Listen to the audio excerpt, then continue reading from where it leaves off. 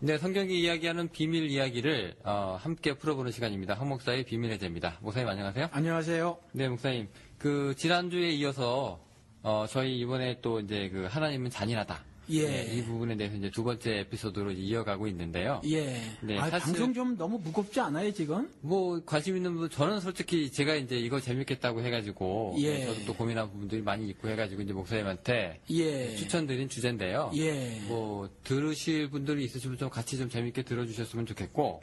뭐 관심이 없으시면 뭐 다른 에피소드를 또 기다리시든가. 네. 아니 근데 저 같은 경우 개인적으로 보면 좀 머리에 쥐가 나더라고요. 막 이렇게 성경 공부를 막 하고 그러면은. 이런 그러니까 얘기를요? 예, 성경의 막 구절들 막 갖고 오고. 네. 또 내가 들어보지 못한 어떤 그 개념들, 관념들, 컨셉들 뭐 이런 거 막 등장하잖아요. 그럼 막 머리 아프더라고요. 그걸 막 알아들으려고 하면은. 예, 사실 먹고 좀 살기도 우려돼요, 저는 지금 방송이. 먹고 살기도 힘든데. 그렇죠. 예, 이런 것까지 내가 신경 쓰고 방송을 들어야 되나 하시는 분들도 있을 수 있겠습니다. 예. 예, 근데 너무 죄송합니다만 제가 이렇게 에피소드를 내가지고 지금 주제가 이쪽으로 흘러가고 있습니다. 그래도 혹시 관심 있게 들으실 분들도 있으니까요. 또 예. 이것 때문에 우리 그 타겟이 이 부분만 설명만 제대로 들어줬으면 내가 그래도 기독교 신앙을 가질 수 있을 텐데 하는 분들 있잖아요. 예. 네, 혹시 또 좋은 말씀 듣고 예. 생각이나 또 이렇게 신념이 좀 이제 뭐 변화가 되셔가지고 또 교회에 또 울타리로 또 들어오셨으면 좋겠습니다. 제 친구도 이제 목사인데요. 저한테 이제 속 얘기를 하는데 이제 신구약이 맞지 않는 거에 대해서도 어떻게 생각하냐고 물어봤어요. 그러니까 이 친구가 교회에서는 이제 교인들한테 그렇게 얘기하지 않는데 자기들도 이제 고민이 많이 되는 거죠. 자기도 굉장히 이제 내적으로 고민하고 있는데 농담 삼아 이제 저한테 이렇게 얘기를 하더라고요. 이게 하나님이라고 하는 게 이제 여럿인데 예. 후보자를 내는 거예요. 예. 추기경단에서 교황 뽑듯이. 예. 하나님 후보가 쫙 있는데 이제 이번 선거에서는 그게 한 1000년 단위로 끊든가 예. 500년 단위로 끊든가 해가지고요. 좀 진보적인 하나님이 이제 올라가면은 이제 뭐 진보적인 이제 뭐 정부가 되고 이런 것처럼 예. 이 하나님도 조금 약간 이제 공의, 예. 정의, 예. 심판 예. 이제 이쪽으로 이제 흘러가는 하나님이 당선이 되면 이제 구약에서 조금 잔인하게 쭉 가고 예. 그게 아니라 이제 조금 이제 풀어주고 화평하고 예. 사랑하시는 한쪽이 이제 하나님이 되면 예. 이제 또 화해하라 그러고 사랑하라 그러고 예. 이방 민족한테 가가지고 이제 니느웨도 버리지 않았다 그러고 예. 뭐 이렇게 예. 차라리 이렇게 됐으면 난 참 이해하기 편했겠다. 예. 네, 저한테 또 이런 얘기 하기도 하더라고요. 예, 그 목사님이 어떻게 성경을 보고 있는지 모르지만 반쯤은 저 같은 경우 수용을 하고요. 반쯤은 제가 수용을 못할 것 같은데. 반이나 수용하시는 게 뭡니까? 뭐냐면 저는 이제 하나님께서 자신의 구속 사역을 전개해 나가심에 있어서 방식의 다양함, 어떤 발전된 모습, 아니면 변화 이런 것들을 보이셨다고 보거든요. 그러니까 세대에 맞춰서. 그렇죠. 지난 방송에 말씀을 드린 것처럼 뭐 예를 들어서 처음에 낙원 뭐 등장하고 그다음 낙원에서 사람을 축출하시고 뭐 이런 거라든가 그 이후에는 어떤 족장들을 들어서 사용하신단 말이죠. 그렇죠? 그렇게 들어서 사용하시고 그다음에 뭐 아무튼 이런저런 방식의 다양성을 하나님께서 보여주셔요. 그래서 그런 측면에서는 저는 이제 반을 이해하고 그런데 네. 하나님이 여럿인데 이런 하나님이 당선되고 저런 하나님이 당선되고 하는 거는 이제 그 농담이죠, 네. 차라리 그렇게 했으면 좋겠어. 자기는 또 그렇게 얘기를 하더라고요. 예, 그래서 아무튼 이제 이와 같이 하나님께서는 자신의 역사를 드러내심에 있어서 여러 가지 다양한 방식을 취하셨다. 이렇게 우리가 이해를 하면 좋을 것 같아요. 네. 그래서 우리가 지난주에는 이제 에덴 동산 축출 사건, 그다음에 노아 홍수 사건, 그리고 이삭 이제 희생 번제 사건. 예. 세 가지 우리가 이제 얘기를 하고 이제 끝을 맺었습니다. 네. 오늘 이어가지고요. 예. 네 번째 또 목사님한테 또 목사님 또 머리에 아까 말씀하신 것처럼 쥐가 내리시면 안 될 텐데. 신명기 9장 가니까 이상한 얘기가 있습니다, 목사님. 예. 강대한 국가 안악 자손을 쫓아내면서 멸하라고 하나님께서 직접 명하십니다. 그렇죠. 예, 이번에는 이제 온 인류도 아니고, 예. 또 아담 이브도 아니고, 예. 그다음에 이제 이삭도 아니고, 예. 이제 이스라엘이냐 아니냐의 문제로 가서, 예. 이제 저 안악 자손을 쫓아내라. 근데 그 이유가 예. 예, 쫓아내고 멸하라. 예. 이유가 예. 그 민족들이 악하다. 예. 요거는 그래도 제가 어느 정도 이해가 좀 가는 게 예. 지난번에 우리 얘기했던 것 중에서 목사님이 이제 노아 홍수라든가 뭐 에덴 동산이라든가 이거 하나님께서 죄를 그렇게 싫어하고 예. 불순종에 대해서 아주 경멸하신다. 예. 예. 뭐 그런 부분에 보면 이제 이런 얘기가 이제 납득이 가긴 합니다. 네. 네. 근데 이제 또 하나 이유가 이제 있는데 이제 아브라함과 이삭과 야곱에게 하신 맹세를 이루기 위해서 예. 네. 이게 뭐 어떤 맹세를 얘기하는 건지 그 땅 주시겠다고 하는 그 맹세인가요? 그렇죠. 예, 땅 주신다는 그 맹세예요. 그러니까, 일단 아낙 사람이 악한가라고 했을 때, 인간적으로 보면 동의를 못하죠. 동의를 못해요. 그런데, 하나님께서 이렇게 말씀을 하셨어요. 예수 그리스도께서, 나는 이제 떠날 거야. 난 떠날 거다. 제자들에게 말씀하시길 나는 떠날 건데 내가 떠나는 것이 유익하다라는 거죠.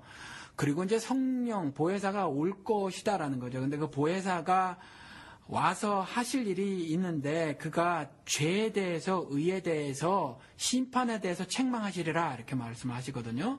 근데 책망하시리라가 킹 제임스 역을 통해서 보면 영어로 된 걸 보면 reprove라고 돼 있어요. 다시 증명하실 것이다라고 돼 있거든요.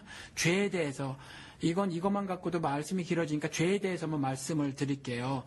그가 와서 보혜사 성령이 와서 죄에 대해서 reprove 다시 한번 증명하실 건데 무엇인가 말씀하실 건데 너희들이 죄에 대해서 모르고 있으니까 죄를 저지르고 있어서 그것에 대해서 책망하실 건데 그러니까 reprove라고 다시 증명한다는 말은 책망하신다라는 의역도 참 잘 한 것 같아요. 그래서 책망하실 건데 무엇이냐? 예수 그리스도께서 성령이 와서 그렇게 reprove 하실 건데 그게 뭐냐면 너희들이 나를 믿지 아니하는 거다 이렇게 말을 해놓고 있거든요.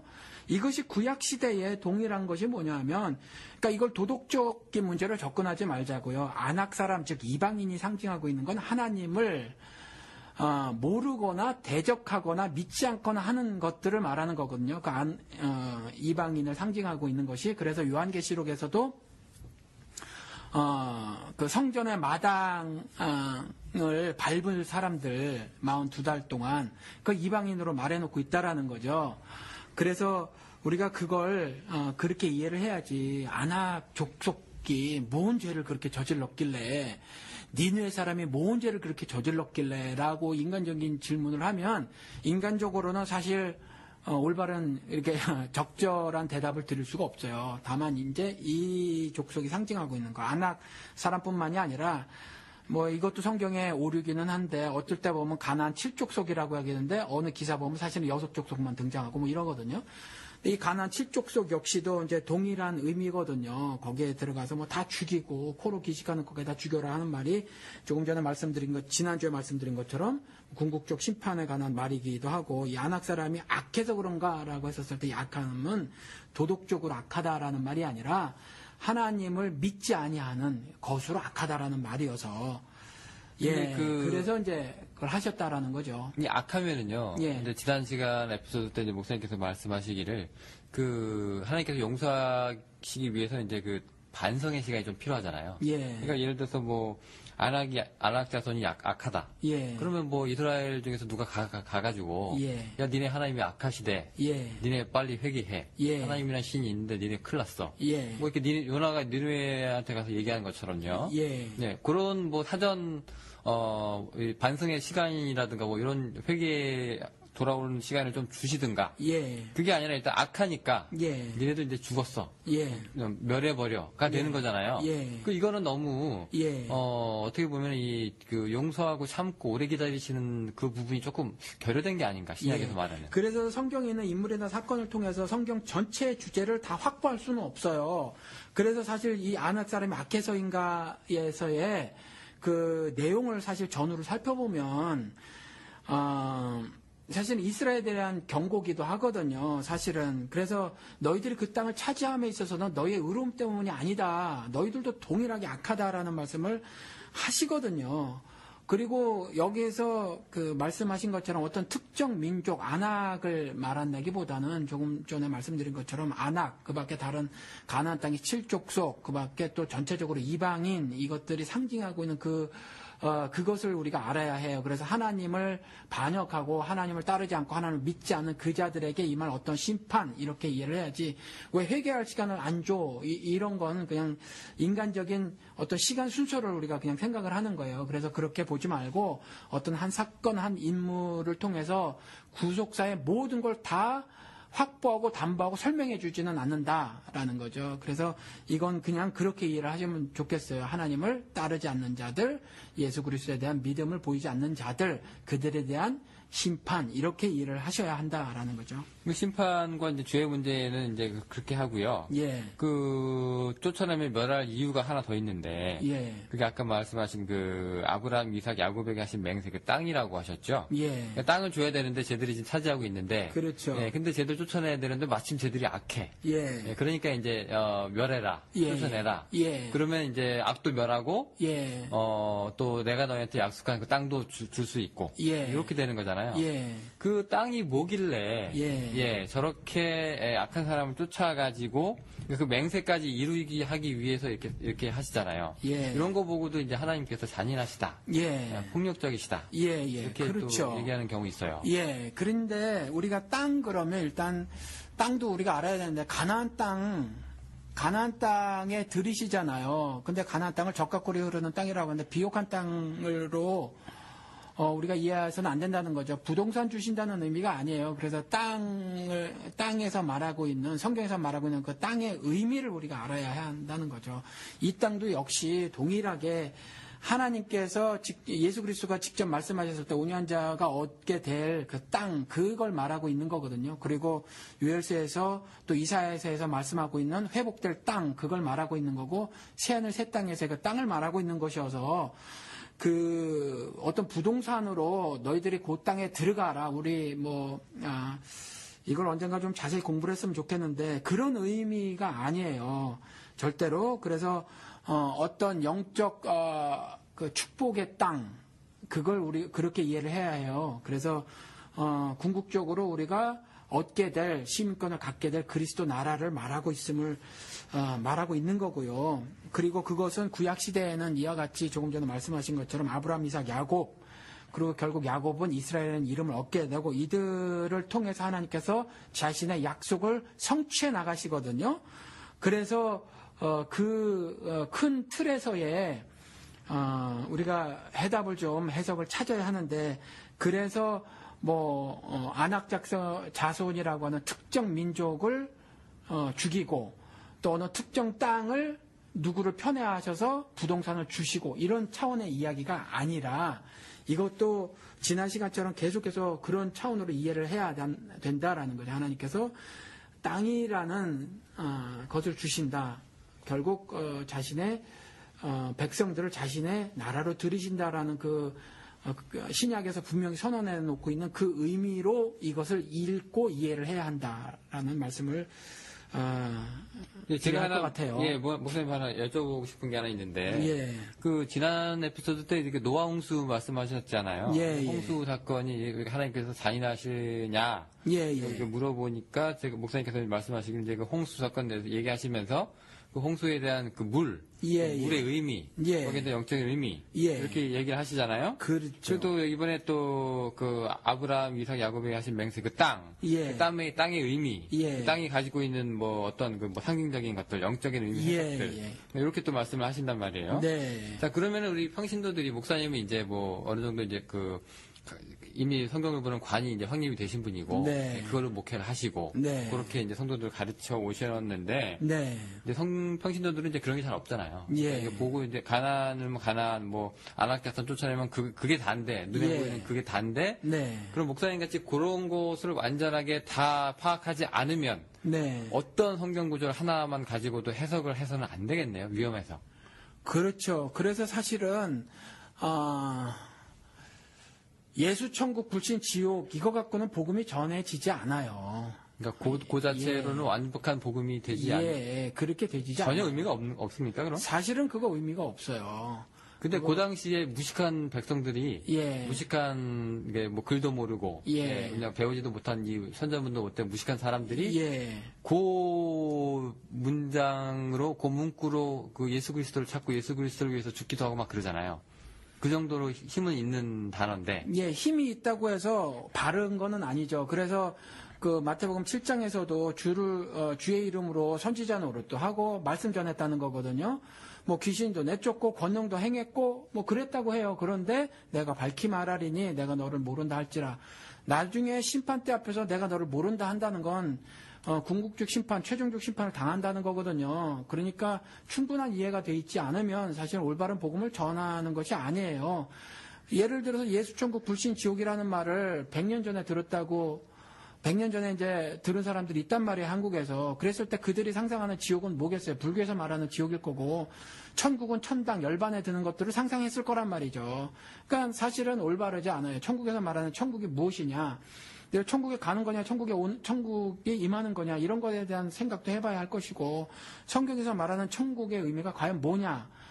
그러면 영생은 뭐냐? 이터널 라이프라고 하는 거. 그냥 늘어지게 오래 사는 거냐? 롱 라이프, 길게 사는 거냐? 이런 것들에 대한 사실은 이해가 필요한 거거든요. 그러니까 천국에서의 삶, 천국에서 시민권 얻는다는 이런 것들이 전혀 이해가 되지 않은 상태에서 그냥 예수 천국 불신 지옥 이래버리면 그걸 듣는 사람들이 어떻게 듣겠느냐라는 거죠. 그래서 이 성경에 있는 어떤 작은 한 사건을 가지고 그것을 우리가 알고 있는 세상의 어떤 지식들 있잖아요. 성경에서는 그걸 거짓말, 속임수, 뭐 세대 가르침, 세상 철학, 초등학문 이렇게 말하고 있는 거. 그것들을 프리즘으로 혹은 도구로 해서 성경을 해석해버리면 지금처럼요, 하나님을 위한 것이 아니라 나의 종교적 품성, 나의 정신적, 물질적 보다 나은 나를 추구하는 기복 신앙을 만들어버리게 돼요.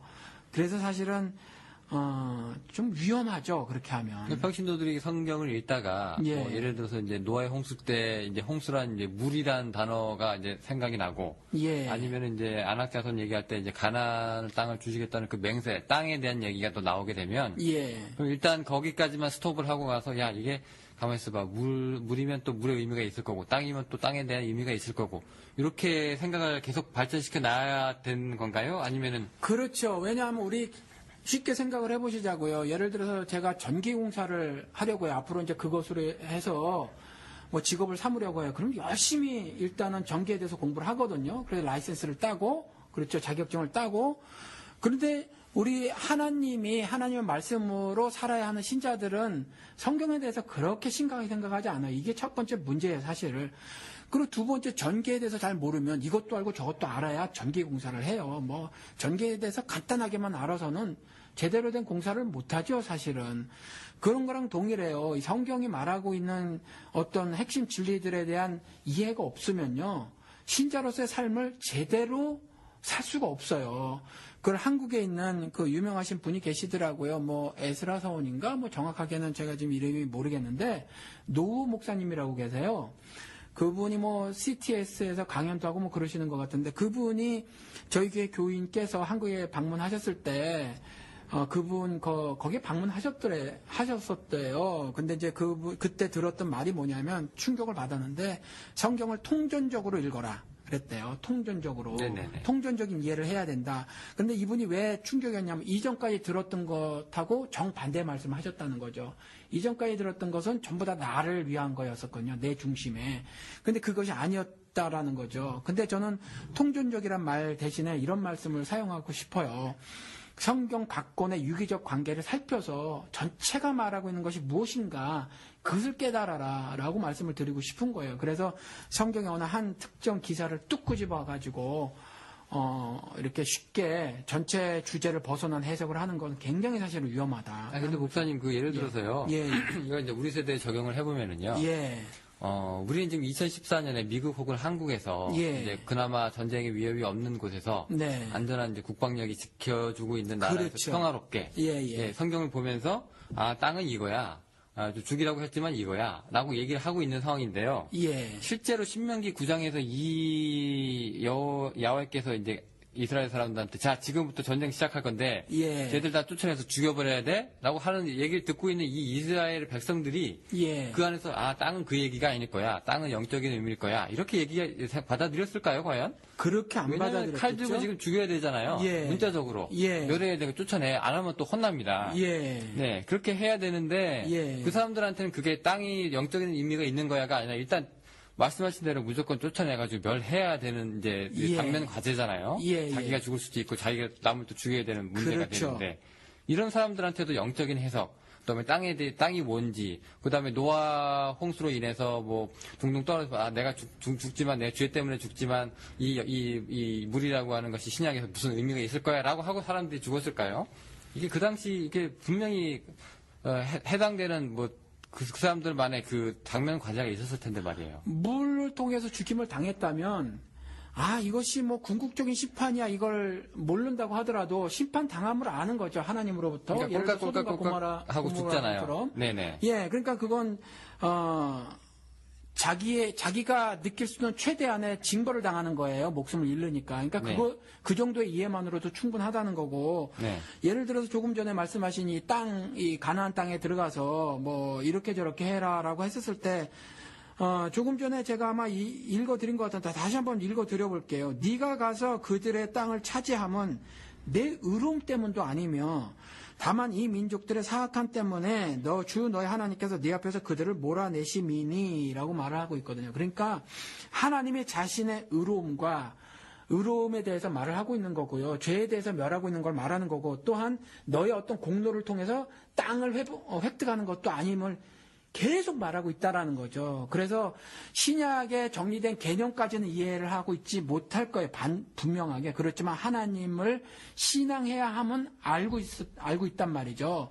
그래서 이때에도 분명히 하나님의 말씀에 관한 어떤 정말 분명하게 성경에서는 그렇게 써놓고 있어요. 단순히 구약 성경에서는 단순히 너희들이 저 땅에 들어가서 땅이라는 부동산을 획득해라라는 메시지를 주고 계신 것이 아니라 그런 땅을 주심에 있어서도 예를 들어서 애굽에서 나올 때 이집트에서 나올 때도 하나님을 섬기게 하기 위해서 신명기 32장 30몇지 제 생각이 안 나는데 사흘길을 가서 광야에 가서 하나님 섬기게 하게 하라라고 가서 바로 이게 말을 하고 뭐 이런 거거든요. 그러니까 분명한 메시지들이 있어요 구약에. 근데 그걸 단순히 뭐 우리 현재에도 사실 그렇게 설교할 때 전하시는 분들이 있는데 기도 한 방으로 전쟁에 이겼으니 여러분들도 기도를 해서 난관을 극복해라 뭐 이런 류의 이야기가 아니라는 거예요. 네, 알겠습니다. 그러면은 이제 안학자손 얘기는 이제 거기까지 가고요. 네, 또 혹시 모르겠어요. 이게 아니요, 뭐 더 할 말이 있는 게 아니라 이런 식의 답변이 네네. 뭐 얼마나 소화가 되실 것이며 그리고 또 동의를 하실지는 모르겠어요. 네, 그런데 또 철저하게 이게 지금 제 개인적인 의견이고요. 그런데 제 개인적인 의견이 뚝딱 하늘에서 떨어진 것이 아니라 저도 스승이 있었다라는 거죠. 그래서 이것이 뭐 전혀 객관성이 확보되지 않은 말은 아니다라는 거죠. 네, 그래서, 들으시면서도 예. 또 댓글 남기셔도 되니까요. 예, 예. 뭐 나도 동의합니다. 아니면 저는 좀 다릅니다. 예. 뭐 얼마든지 뭐 자유롭게 의견 나올 수 그렇죠. 있으니까요. 그런 건 정말 환영하죠. 네네. 예. 자, 안학자손 쫓아내는 거를 이제 네 번째 질문으로 이제 마감을 하고요. 예. 자, 그 신명기 지금 9장 얘기하고 있는데 이제 거기서 4장이 더 뒤로 넘어가면은 예. 다른 신을 섬기자고 어떤 불량배가 와가지고 예. 성읍 주민한테요. 예. 미혹을 합니다. 야, 우리 예. 이렇게 다른 신 섬기자. 예. 그러면 하나님께서 이제 살육을 명령을 하시는데요. 예. 좀 웃긴 게 이게 죄가 문제고 불량배가 이제 꼬드겼으니까 불량배를 잡아 죽여라가 아니라 예. 그 유혹을 받은 피해자 예. 성읍 주민 전체를 죽이라고 하시거든요. 예. 예. 그리고 그 사람들만 죽이는 게 아니라 거주하는 것과 가축을 칼날로 진멸하라라고 예. 하세요. 예. 솔직히 가축은 뭐 알아들을 뭐 귀도 있는 것도 아니고요. 그렇죠. 그냥 뭐 주인 따라서 뭐 음매하는 그게 전부인데 그렇죠. 재산이잖아요. 예. 그리고 이제 성읍 주민 같은 경우에도 자기들이 잘못한 건 아니고 예. 이제 뭐 누군가 꼬드겨 가지고 이제 그렇게 했는데 유혹을 받은 사람을 죽이라고 하고 있어요 지금. 예. 요것도 조금 상식적으로 일단 이거 영어로 얘기하면 맥센스 하지 않고 예. 그리고 하나님께서 좀 심하시다. 예. 혼내시는 것도 아니고 예. 그냥 니네들 꼬임을 받았으니 죽어가 되는데 예. 이것도 조금 좀 풀이가 좀 필요한데요. 예. 그러니까 사실은 하나님을 신앙하는 것이 그 당시 중군동에서 그리고 가나안 땅에 그 이방 족속들이 살고 있는 그 지역에서 그리고 가나안 땅을 진군해 나가는 그 광야 땅이라든가 요단강 동편 쪽이라든가 어디든지 사실은 하나님을 신앙하는 것보다 이방신을 신앙하고 있었던 것들이었거든요, 당시에. 그러니까 이미 사실은 없던 것이 뚝 떨어진 것이 아니라 이때에 사실은 그와 같은 이방신을 섬기는 일들이 널리 횡행하고 있었다라고 이해를 해야 해요. 네. 그래서 온 그 다른 신을 섬기는 성읍의 모든 주민들과 가축들까지도 모두 죽이라고 명령을 한 건데 가축은 뭔 죄냐라는 거죠. 근데 성경에서는 이와 같이 그 모두 그러니까 all or nothing이에요. 전부 아니면 아무것도 아닌 거죠. 그 의미로 가축이 들어간 거라고 볼 수 있어요. 그러니까 우리가 뭐 예를 들어서 그 요나서에 보면 뭐 너희들의 죄를 돌이키지 않을 경우에는 도시가 멸망당할 것이다. 하늘에 불이 뭐 떨어져서 멸망당할 것이다. 그랬을 때 금식을 조소를 내려서 왕이 니네 왕이 조소를 내서 금식을 시키는데 짐승까지 전부 이렇게 한 장면이 나오거든요. 이게 이제 성경에서 어떤 문학적 표현인데 짐승이 죄가 있어서가 아니고 짐승이 회개할 거리가 있어서가 아니라 이와 같이 그 모두를 말을 하고 있는 거예요. 모두가 정결해야 하는 거거든요. 에덴 동산 같은 경우. 그리고 모두가 뭐 그래야 하는 거기 때문에 공동체로. 예, 그래서 이제 이때 이렇게 표현을 해놨다는 거죠. 이게 사실은 어떤 문학적인 강조지 가축들이 문제가 있어요, 사실. 네, 가축들. 가축 예. 얘기는 이제 거기까지 하고요. 네, 유혹을 한 놈을 죽이는 게 아니라 예. 유혹을 받은 사람을 죽이라. 이거는 성읍 주민 전체를 죽이라고 하거든요. 예. 네, 물론 이제 하나님께서 그 십계명에서도 분명히 이제 말씀을 하시지만 예. 이방신 섬기는 거에 대해서 굉장히 이제 민감하고 나 외에는 다른 신을 네개 있게 말지니라. 이게 네. 일계명이라는 거예요. 네, 그렇죠. 예. 아주 그냥 강렬한 메시지인데요. 예. 그 부분에 대해서 저희가 충분히 이제 이해를 하는데 예. 그러면은 이제 이방신을 믿자고 꼬드긴 사람이 문제지. 예. 그 말 듣고 뭐 이렇게 그 말을 들은 사람들이 문제는 아니잖아요. 왜 말 들은 사람이 문제가 아니에요. 그 말을 그러니까, 듣고 실제로 그렇게 했는지, 예. 안 했는지. 이미 그러니까 제가 말씀을 드린 것처럼 그러한 환경 중에 있었고, 그러한 범죄들을 사실은 저지르고 있었다라는 거죠. 이 신명기 13장의 이야기가. 그래서 제가 한 번은 이렇게 말씀을 드린 적이 있어요. 우리 그 설교 시간에 우리 교인들에게. 저는 개인적으로 여러분들이 영적인 질병에 걸리시고 그 밖에 영적 건강을 잃으시면 목회자로서 제가 제 책임을 통감할 것입니다. 그런데 그럼에도 불구하고 이 말씀을 반드시 드려야 하는데 뭐냐 하면 나중에 그리스도께서 다시 오시고 심판대 앞에 여러분들이 섰을 때 우리 목사님이 그렇게 가르쳐 주셨는데요. 우리 목사님이 그렇게 말하셨는데요. 그래봤자 말짱 꽝이다라는 거죠. 그래서 책임을 각각 여러분들에게 물으실 겁니다. 여러분들이 깨어 있으셔야 합니다. 라는 거거든요. 그러니까 동일하게 여기서도 하나님이 이와 같은 성읍 전체에 대해서 살육을 명하셨을 때는 노아 홍수 사건 때처럼 죄가 이미 관영해졌다라는 거예요. 그래서 이와 같은 살육을 명령하셨다라는 거죠. 그러면은 이제 그 살육받은 그 주체 있죠. 당한 사람들. 그러니까 유혹을 한 주체. 불량배는 왜 여기서 보면은 이렇게 성읍 전체에 해당이 되지 않을까요? 이게 불량배가 먼저 죽어야 되지 않을까요? 먼저 죽느냐, 나중 죽느냐는 그냥 우리 인간적인 생각이에요. 아무튼 여기서도 우리가 알아야 될 메시지는 다른 신을 섬기는 거, 그냥 말 못하는 우상을 섬기는 거에 대한 징벌, 이걸 아셔야 한다는 거죠. 인간적으로 왜 꼬드긴 놈이 있고 꼬드김을 당한 사람이 있는데 쉽게 말해서 삐끼가 있는데 뭐 삐끼 따라가서 성매매 뭐 이게 무슨 죄가 있냐, 술 취해서 나도 실수한 거지, 인간 본능이 어쩔 수 있느냐, 뭐 이런 뭐 사실 변명을 할 수 있거든요. 근데 이런 것들이 다 사실은 하나님의 의의 관점에서 전혀 그 변명거리가 되지 않음을 말씀하고 있는 거예요. 그래서 죄 없는 가축들까지라도 다 포함해서 그 성읍 전체에 있는 그 성읍 전체를 벌하시더라라는 기사로 우리가 좀 이해를 해야 한다라는 거죠. 그러면 신약에서는 이제 이런 메시지가 이제 등장하지는 않잖아요. 신약에서는 이제 뭐 유혹을 받았다고도 성읍 전체가 다 죽지도 않고, 조금 달라지는데 그건 목사님께서 말씀하시는 그 세대에 관한 그런 가르침인가요? 세대에 따른? 그렇죠. 세대에 따라서 구속계시와 발전사라는 책이 2권으로 되어 있는데 그 책을 통해서 보면 하나님께서 어떻게 자신의 계시를 드러내시는가, 즉 일을 하시는가, 사역을 하시는가, 이런 것들에 대해서 이제 이렇게 좀 구분을 지어놓은 것이 있어요. 그러니까 예를 들어서 이제 구약 시대는 전체적으로 그 무리 혹은 그룹 혹은 단체, 뭐 나라, 전체 국민에게 말씀을 하셔요. 근데 신약 시대 와서는 개별들에게 말씀을 하시거든요. 근데 이와 같은 어떤 구속사적인 그 사역의 다름, 다양한 방식들이 나타나요. 그래서 그런 식으로 어떤 메시지를 우리가 이해를 해야 하지, 왜 다 죽여 말어, 이런 차원의 이야기를 우리가 성경을 이해를 하면 안 된다라는 거죠. 그래서 이제 죽임과 피 흘림은 따라가는데, 예. 그럼 그 죽임에 대해서 하나님에 대한 뭐 책임은 어떤 사람들 이렇게 얘기하는 것도 들어봤어요. 목사님이 동의하시는지 지금 제가 묻고 싶은데요. 예. 하나님이 만드셨기 때문에 예. 생명을 주신 사람도 이제 하나님이기 때문에 예. 다시 걷어가시는 것도 하나님 마음이다. 예. 그러니까 너희 피조물은 여기에 대해서 이제 함구해라. 예. 일절 뭐 말할 권리나 자격이 없다. 예. 네. 목사님도 그런 의견에 동의를 하시는 건가요? 예, 저도 전적으로 동의를 해요. 그런데 그것에 대해서 가장 심각한 도전의 말은 뭐냐면, 그 그리스도인들이 아닌 사람이 도전의 말은 뭐냐면, 나는 도무지 너네들 신을 믿을 수 없어. 왜냐하면 자신의 모습과 형상대로 지었다고 하는 사람을 자기 마음에 들지 않는다고 지옥에 보내? 이거 말이 안 되잖아, 라는 말이거든요.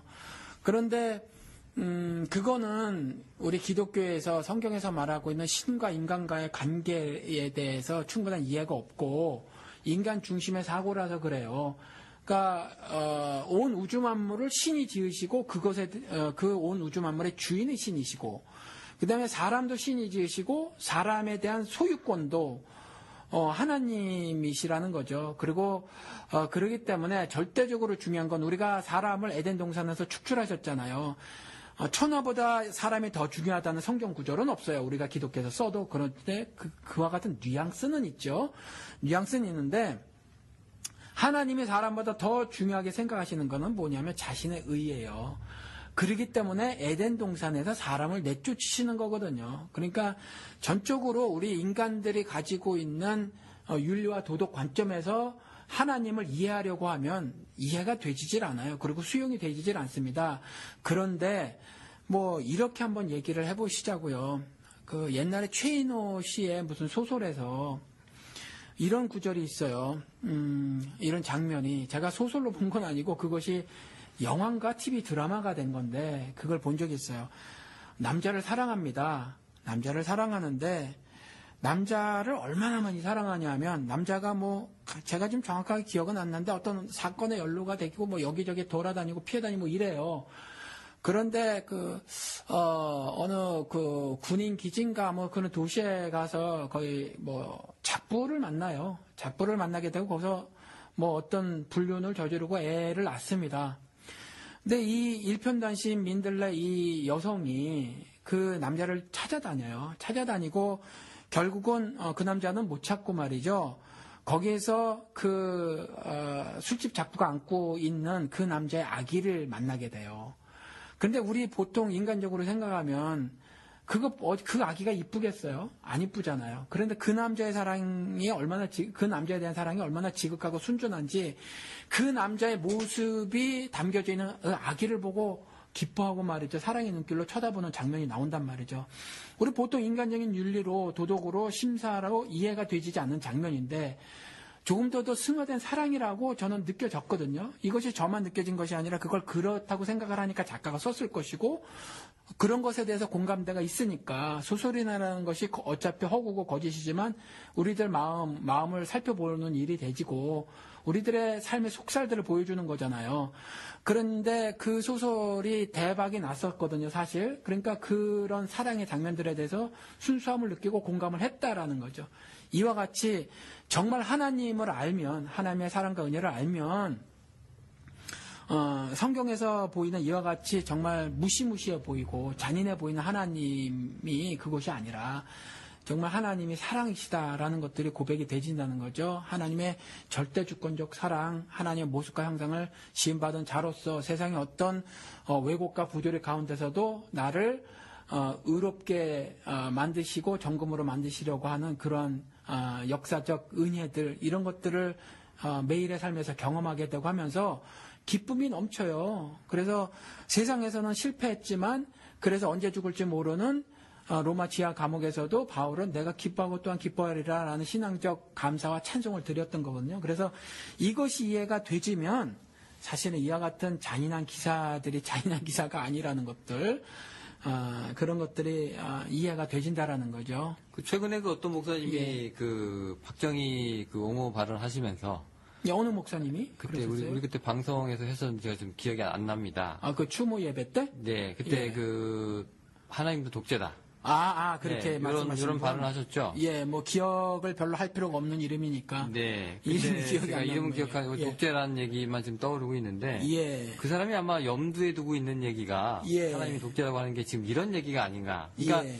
그 인간의 그 생명이라든가 뭐 존엄성이나 권리 이런 것도 물론 다 중요하지만 예, 그거보다 먼저 하나님의 뜻이라든가 의로움이라든가 이런 것들이 이제 우선되고 있잖아요. 성경에 보면 이게 쭉 지금 이런 면에서 이제 인간의 생명 물론 죽는 것이 가슴 아프지만 지금 하나님의 뜻이 좀 행해지고 있고 그것이 이제 주는 메시지에 굉장히 큰 중요성을 줘야 된다라고 얘기하면은 어떻게 보면 그 사람 얘기도 뭐 맞는 거 아닌가라는 생각이 좀 듭니다. 왜냐하면 그것도 결국 독재 사랑이 있냐 없냐의 문제지 그 독재 범죄는 들어가는 거잖아요.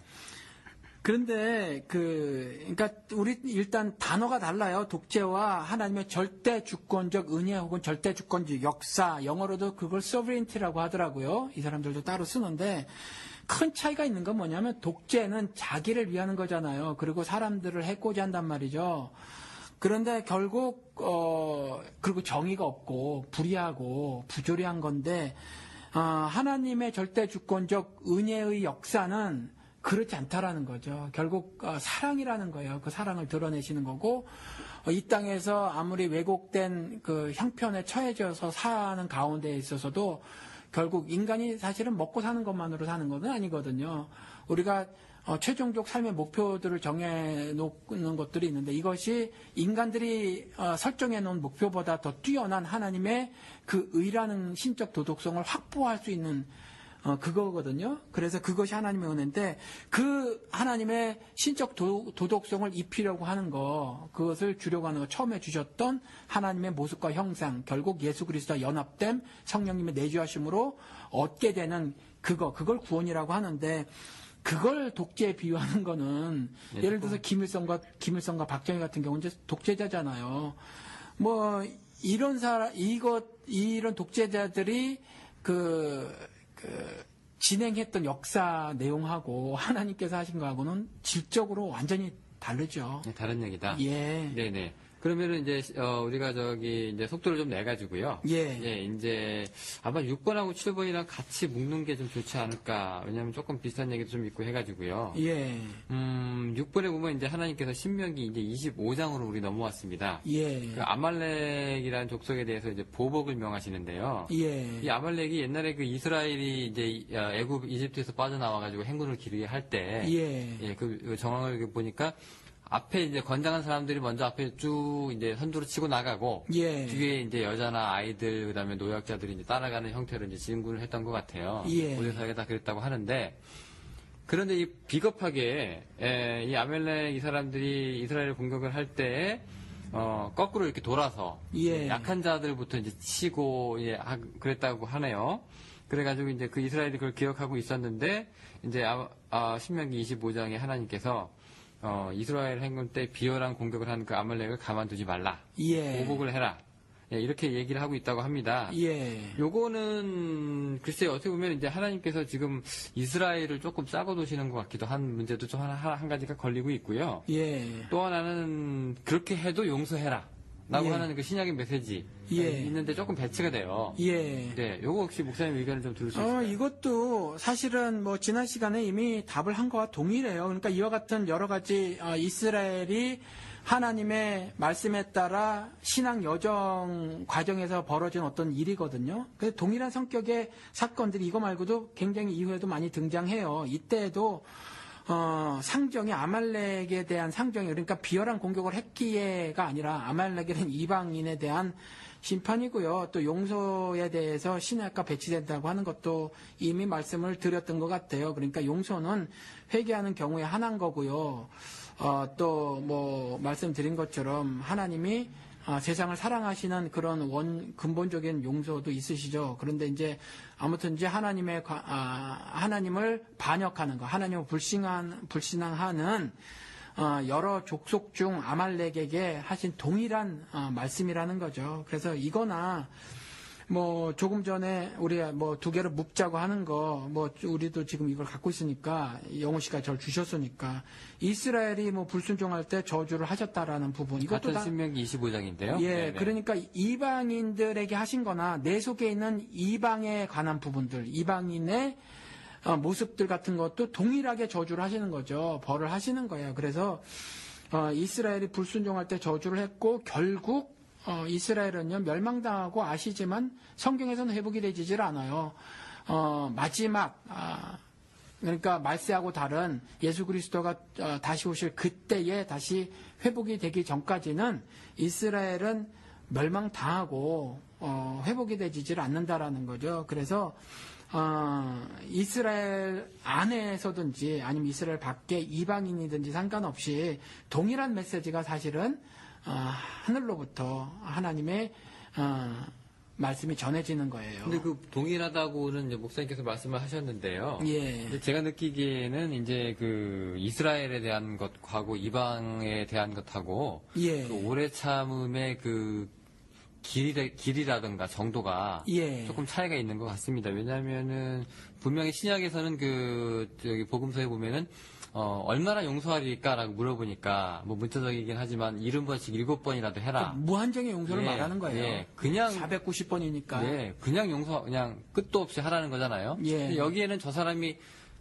또 잘못을 또 저질러서 또 와도 되고 똑같은 상황에서 또 맞아도 상관없이 그냥 그렇게 이제 신약에서는 그렇게 가르침을 이제 주고 계신데 예. 여기서 구약으로 좀 넘어와 보면은 이제 신약은 이제 오래 참고 기다리시고 뭐 이스라엘아 내가 암탉이 병아리를 품은 것이 얼마나 기다렸느냐라고 또 말씀을 하셨는데 아말렉이라든가 뭐 아낙 자손이라든가 뭐 그냥 뭐 그렇게 뭐 큰 기다림이 있는 것 같지는 않거든요. 또 이렇게 보면은 예. 이런 부분에서는 또 하나님의 차별성 논란도 좀 있거든요. 예. 이런 건 어떻게 생각하세요? 그러니까 구약 전체에 그 책이 길잖아요. 그 전체에서 조망을 해봐야 해요. 네. 전체에서 조망을 해봐야 하고 구약은 이스라엘을 통해서 하나님께서 말씀을 하시고 신약은 교회를 통해서 말씀을 하시거든요. 그러니까 그 전체 기사에서 결국 집중이 되는 건 초점이 되는 건 이스라엘이라는 거죠. 그래서 이스라엘을 통해서 하나님께서 자신의 의를 성취시키려고 하는 것이고 교회를 통해서 신약에는 하나님의 의를 성취시키려고 하는 것이 성경을 통해서 일관되게 말씀하시는 어떤 역사예요. 역사 전개예요. 이 과정에서 어느 한 사건을 끄집어 와서 내가 생각하는 시간 때하고 맞지 않는다. 라고 하는 것은 좀 바르게 하나님의 의도를 이해하는 것이 아니다라는 거죠. 그래서 오래 참는 부분에 관해서도 하나님이 모든 걸 다 하시고 그래서 하나님이 안 참으신 것이냐라는 질문에 그런 부분이 아니다라고 우리가 알아야 해요. 그리고 두 개가 그 오래 참음의 그 비교 대상이 아닌 겁니까? 이방 족속하고 이스라엘하고. 그렇죠. 그런 것들이 아니에요. 결코. 같은 잣대로 비교하면 안 되는 겁니까? 그러니까 거기서 우리가 알아야 될 메시지는 죄에 대한 벌 이렇게만 이해를 하시면 돼요. 우리는 거기다 이제 시간을 대입을 하잖아요. 왜 오래 안 참았어라는 거잖아요. 그러니까 얘는 5분 주고 쟤는 일주일 주고 뭐 이런 느낌이거든요. 그게 아니에요. 그게 아니라 여기서는 죄에 대한 벌 그걸 말하는 거거든요. 죄와 벌을 말씀하고 계시는 거지. 시간적으로 왜 이렇게 불공평한 어떤 기회에 우리 인간들도 법 앞에 평등하고 기회가 평등하다고 하는데 왜 그렇지 않은가에 대한 오해가 있는데 조금 전에 말씀을 드렸고 한 것처럼요. 그 인간적인 생각이에요. 인간적인 생각이고 그래서 성경에 있는 어떤 인물이나 사건들을 가지고 구속사의 모든 걸 다 설명할 수 없어요. 그래서 그걸 다 확보하고 그것으로 인해서 모든 그 기독교에 있는 성경을 통해서 말하고 있는 그 교리들을 다 확정 지을 수 없다. 그래서 각각의 사건들 심지어 완전하신 예수 그리스도의 비유도 비유를 통해서는 그 비유에 허점이 많다라는 거죠. 뭐 딱 들어맞는 건 아니란 얘기죠. 그렇죠. 예를 들어서 뭐 밭의 비유 혹은 씨의 비유 있잖아요. 뭐 옥토에 떨어진 거 말고는 뭐 가시덩굴에 떨어지고 길가에 떨어지고 뭐 돌짝밭에 떨어지고 뭐 그러잖아요. 뭐 돌짝밭에 떨어진다고 다 죽나요? 길가에 떨어진다고 뭐 새에 다 먹히는 건 아니거든요.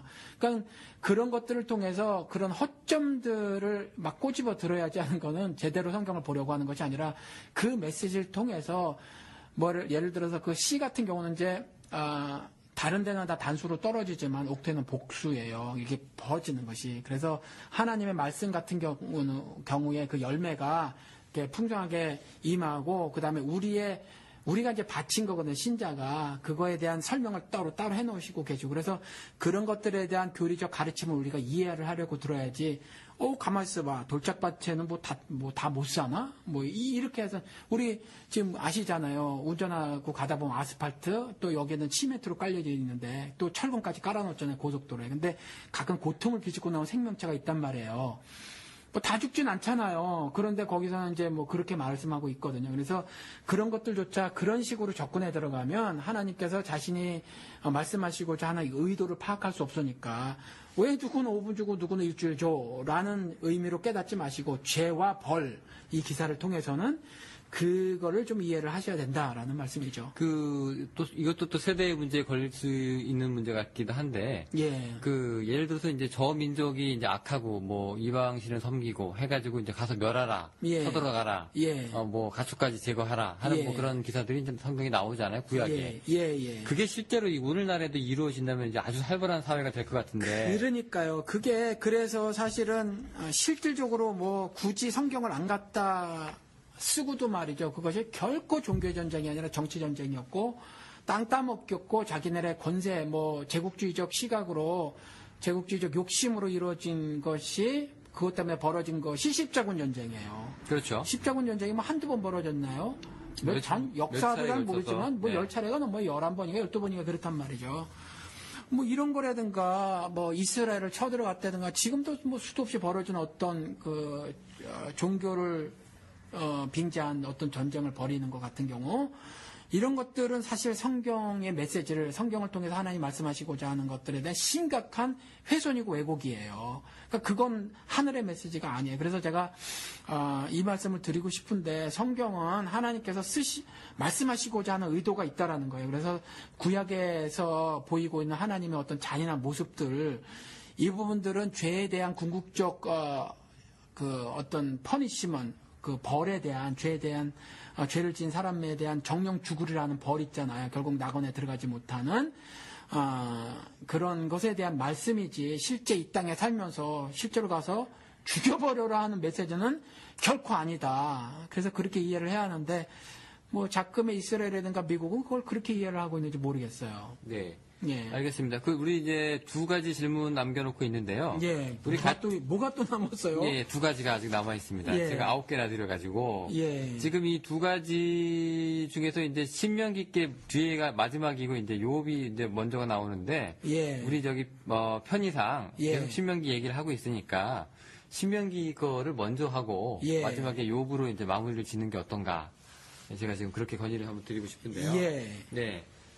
신명기 20장으로 다시 돌아오면은요. 그냥 인간을 죽이고, 사람을 죽이고, 잠정을 죽이고, 이해가 갑니다. 근데, 유아 살해 장면이 상당히 많은 사람들이 꼬집고 있어요. 이 성서가 아주, 무식하고, 비윤리적인 책이고 하면서 이게 자주 등장하는 이게, 가십거리가 하나가 이제 유아 살해거든요. 네, 근데 이게 신명기 20장을 이렇게 보면은, 먼저 이제 이스라엘 백성들이 이제 가가지고 화평을 먼저 선언을 하는 거예요. 야, 너 우리랑 화평하자. 그래서 이제 받아들이면 이제 조공을 요구해서 우리를 섬겨라. 이렇게 되는 거고.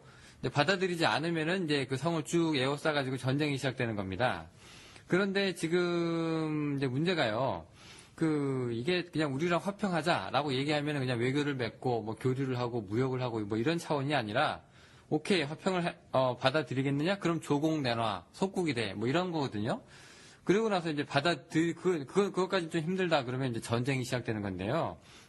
요게 하나님의 방법이라고 하기에는 조금 단순무식한 면이 좀 있어요. 그냥 화평하자라고 하는데도 근데 저 사람들이 죄가 있어서 이제 쳐들어가라는 것도 아니고요. 예. 그냥 화평을 먼저 제안을 한 다음에 그거를 갖다가 받아들이면은 조공을 내놔라 하는 이제 단계로 이제 발전이 되는데 예.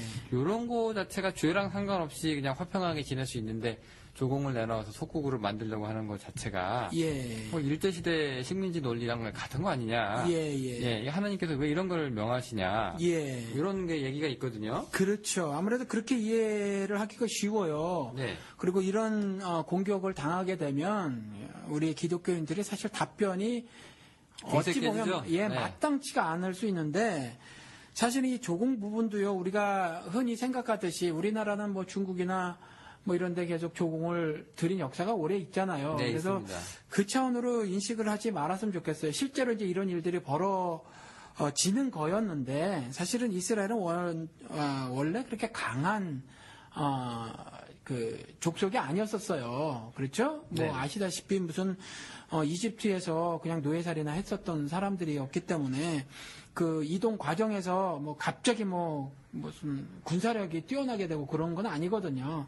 그러니까 그러한 어떤 현실적인 생각들을 좀 하고 감안을 해서 이걸 보면 이 조공 문제도 사실 실질적으로 어떤 의미를 갖고 있다라고 좀 봐야 해요. 그래서 이거는 하나님께서 모든 것들의 주인이시고 다 소유자시고 그 소유물에 대한 것들에 대한 분배 있잖아요. 그 분배를 하나님은 자신의 뜻대로 하신다는 거죠. 그래서 자신이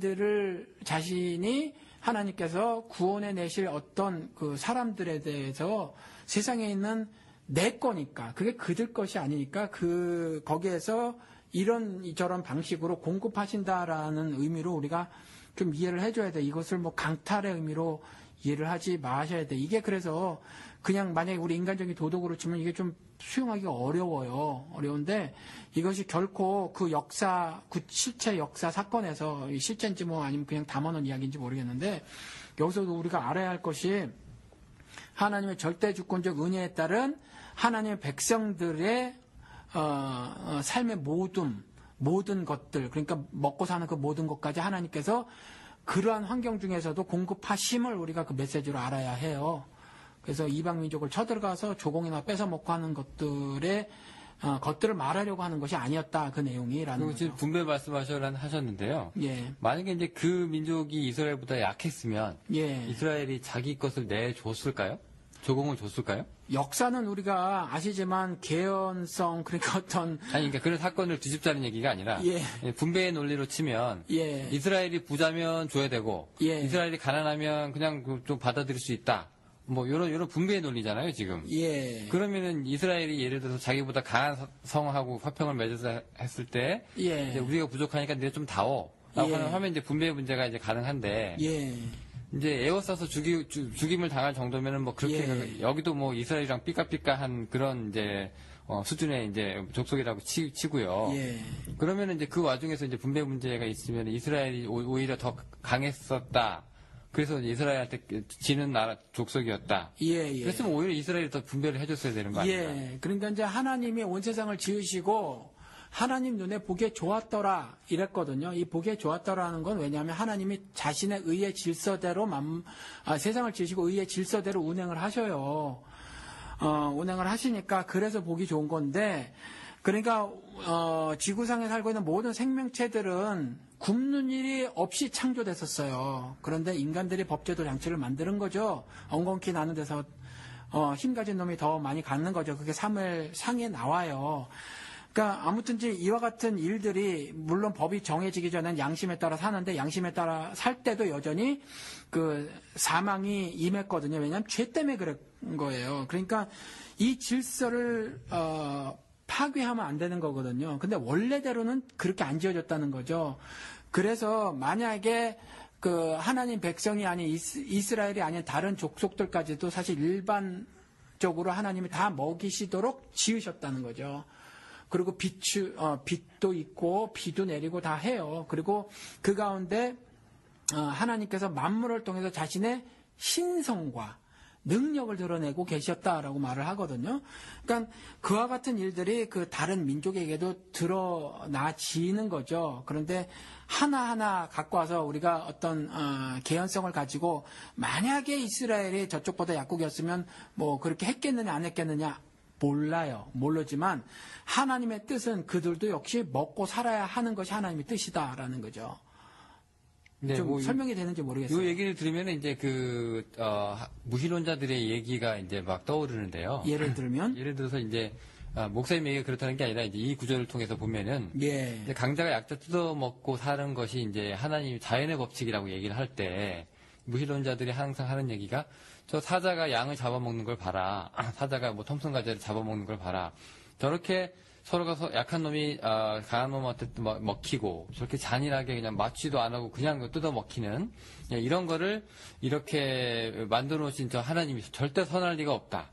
그것이 똑같이 인간 역사에도 반복이 돼가지고 뭐 전쟁이라든가 학살이라든가 뭐 인육을 먹는 뭐 이런 일들이 일어나는데 하나님은 그러니까 이 성서에서 말하는 그런 선한 하나님은 있지도 않을 뿐더러 있다고 해도 결코 선하지가 않다. 이렇게 무신론자들은 이제 이런 자연 현상을 그 예를 들면서 이렇게 공격을 하곤 한단 말이에요. 예. 이런 기사도 이제 자연 현상이랑 비슷하게 이제 뭐 약육강식 뭐 이런 논리하고도 좀 어우러지는 수도 있는데 예. 그런 무신론자들의 그 논박은 어떻게 생각을 하세요? 일단 자연 세계에서 식물은 약육강식의 원리대로 진행이 되질 않아요.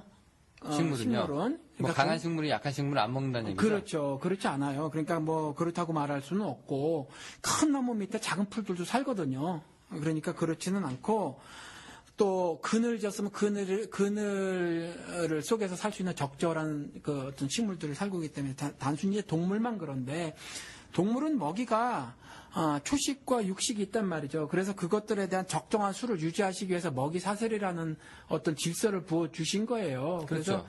그것을 통해서 보면 그 잔인해 보이기는 하죠. 잔인해 보이긴 하는데 그것들을 통해서 적절한 수를 유지를 하는 거예요. 사실은. 그래서 그걸 그렇게 보면 안 되고 그다음에 그래서 그런 것들을 통해서 인간 사회도 별반 다를 게 없다. 그래서 뭐 인간이 구성하고 있는 사회도 동물이 구성하고 있는 사회와 성격적으로 동일하다 이렇게 말씀하시는 분이 있어요. 저에게도 개인적으로 뭐 박사님께서 그렇게 말씀을 하셨는데 하나님은 그러한 사회를 구성하면서 거기에서 어떤 약육 강식의 논리대로 해서 잡아먹는 짐승처럼 살려고 하는 사람들을 성경에서는요 개나 돼지나 이런 것들로 비유해놓고 계시고요. 심지어 하나님의 뜻을 모르는 그 사람들에게 이사야서 1장에서는 소나 뭐 이런 것들도 다 자신의 주인을 알건만 저것들은 모른다라면서 짐승 이하 취급을 하셨어요.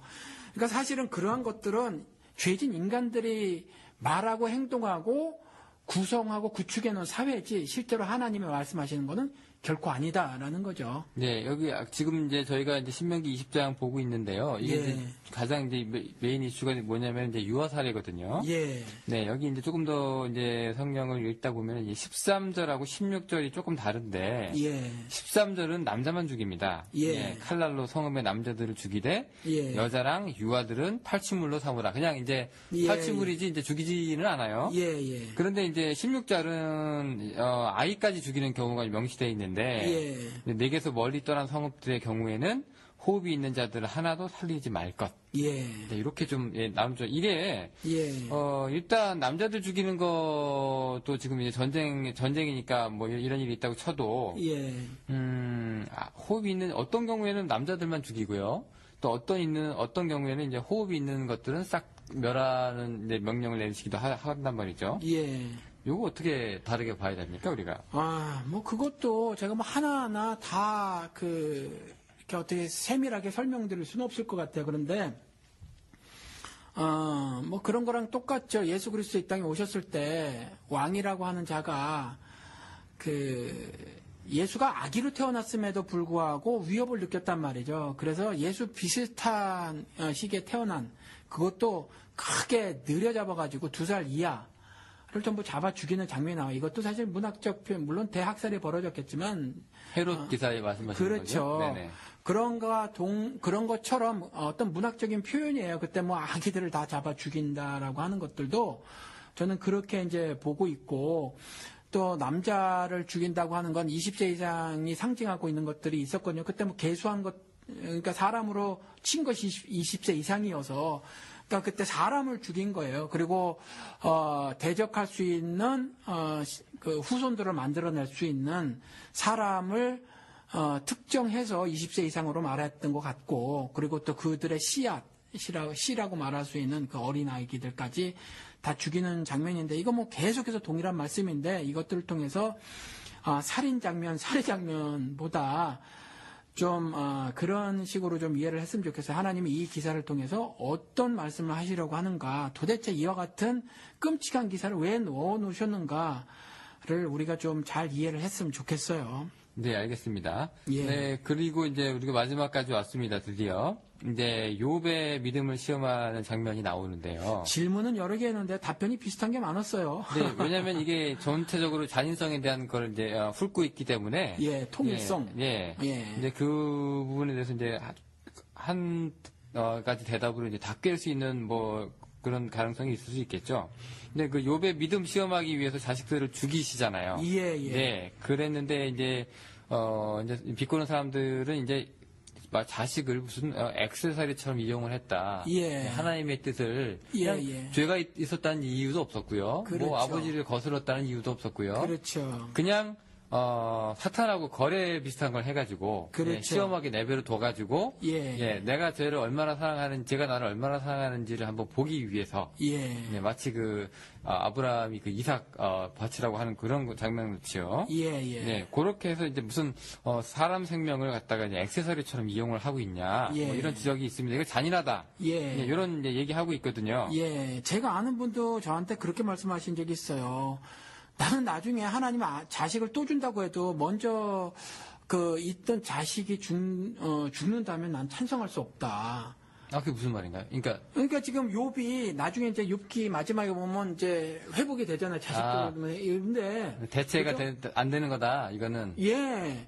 뭐 이전 자식 다 죽고 난 다음에 새로 얻는 자식을 얻게 되는데, 그 새로 자식을 얻게 분명히 하실 거라고 하나님이 하시더라도 지금 있는 자식 죽이는 것에 대해서는 난 동의를 할 수 없다. 그렇죠. 예, 이제 네네. 저한테 어떤 여자 집사님이 그렇게 말씀하셨어요. 이게 욥기가 가장 신학적으로 어려운 책 중에 하나랍니다. 그래서 사실은 이것도 이해하기가 쉽지 않아요. 그렇게 인간적인 생각으로 접근하면 여기를 통해서 하나님께서 말씀하시는 것을 우리가 깨달을 수가 없게 돼요. 그 말씀하신 것처럼 욥 아버지 때문에 자식들 그다음에 식솔들까지 죽어요. 이것들 때문에 다 죽는데 이 사람들의 생명이 너무 쉽게 강가되는 것처럼 보이잖아요. 그렇죠. 그렇죠?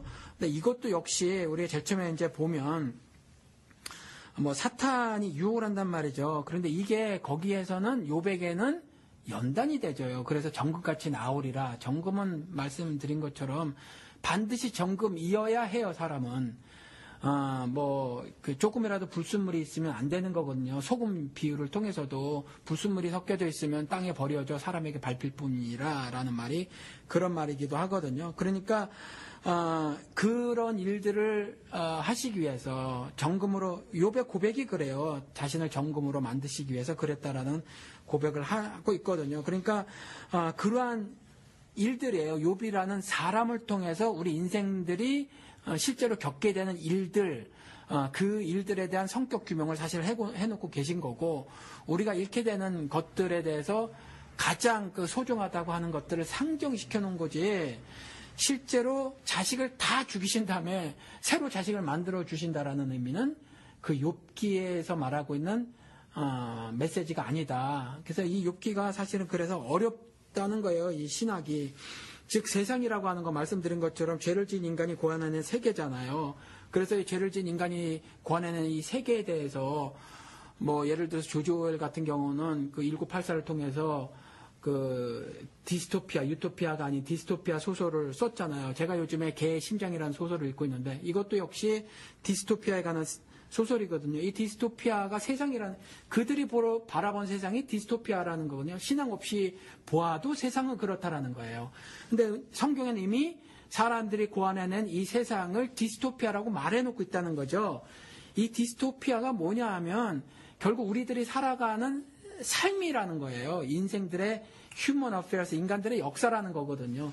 이 역사로부터의 궁극적 회복을 말하고 있는 것이 욥기예요. 그러니까 이것도 우리 인간적으로 생각해서 왜 하나님께서 나중에 자식을 더블로 만들어주시고 뭐 이런 것들 때문에 왜 먼저 자식을 죽이실까, 재산까지 앞에 이 차원으로 이해하실 것이 아니라 하나님의 궁극적 구원이 무엇이며 구원의 실체가 무엇이며 하나님의 역사의 성격이 무엇이며를 우리가 알아야지, 이것들을 문자적으로 그대로 갖고 와가지고 그렇게 이해를 하면 욥기를 잘못 읽는 거래요.